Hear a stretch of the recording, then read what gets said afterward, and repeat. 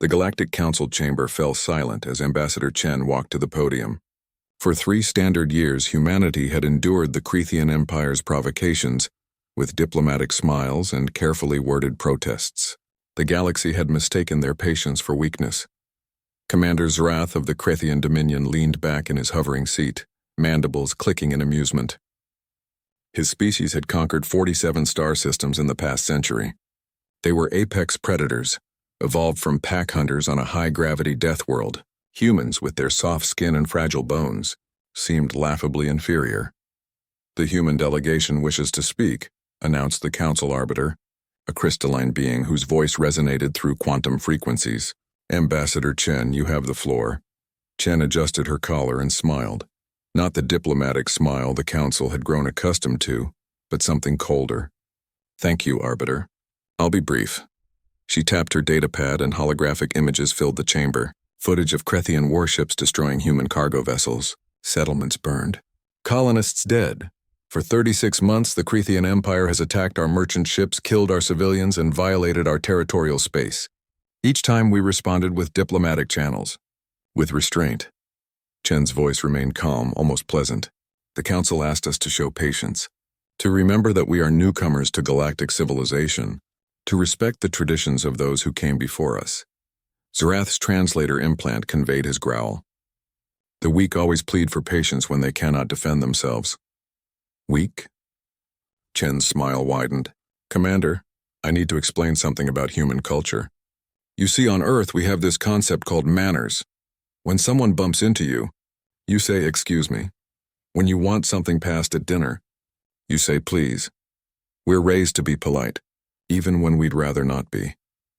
The ambassador's eyes locked onto Zrath. "You've mistaken our politeness for inability." She tapped the datapad again. New images appeared, but these made several council members recoil.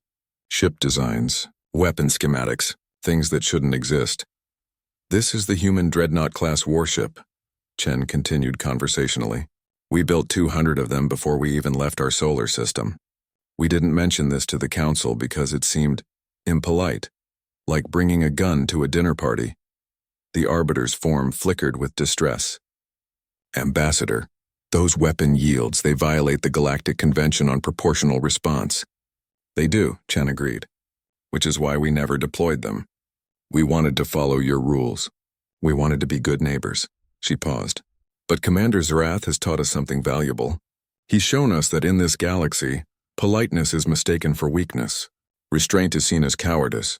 Zrath stood, his 3-meter frame towering. "You threaten the Dominion? We who have crushed civilizations older than yours? Not a threat, Commander. A clarification." Chen's voice dropped to something almost gentle. "Do you know what humans did before we reached the stars?" "For thousands of years we fought each other. We turned our own planet into a battlefield so many times we nearly destroyed ourselves. We built weapons that could crack continents, poison atmospheres, and turn entire populations to ash in seconds." She walked closer to the Crethean delegation. "We didn't become peaceful because we were weak. We became peaceful because we finally understood how dangerous we were. To ourselves. To each other. And now, potentially, to you." The chamber had gone deathly quiet. So here's Earth's message to the Crethean Dominion, and to anyone else in this council who thinks humanity is prey. We were being polite. We've been restraining ourselves because we wanted to do things the right way. The civilized way. Chen's expression hardened. "But if you want us to respond in the language you understand, the language of violence and dominance, we can do that too. We're actually quite fluent." Zrath's combat pheromones filled his section of the chamber. "You would go to war? Your handful of colonies against our empire?" "No, Commander. We wouldn't go to war." Chen returned to the podium and transmitted another file. This one encrypted with mathematical proofs that made the arbiter's form pulse with alarm. We would simply stop being polite. The data contained location coordinates, fleet movements, supply lines, communication relays, every strategic asset the Crethean Empire possessed, mapped with impossible precision. "You see," Chen explained, "while you were attacking our cargo ships, our civilian vessels were mapping your entire empire. While your commanders boasted about Crethean superiority, we were cracking your military encryptions. You thought we were cowering. We were preparing." She looked around the council chamber. Humanity doesn't want war. We've seen enough of it. We came to the stars hoping to leave that behind. But make no mistake, we didn't forget how. We're just choosing not to, unless you give us no choice.